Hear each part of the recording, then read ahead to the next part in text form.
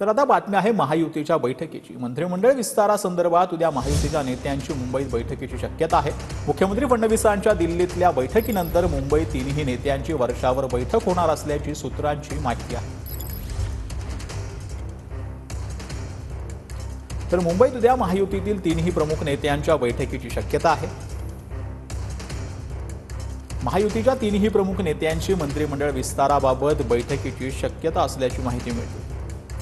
मुख्यमंत्री फडणवीस, शिंदे आणि अजित पवारांची वर्षावर बैठक होणार असल्याची माहिती सूत्रांकडून मिळते।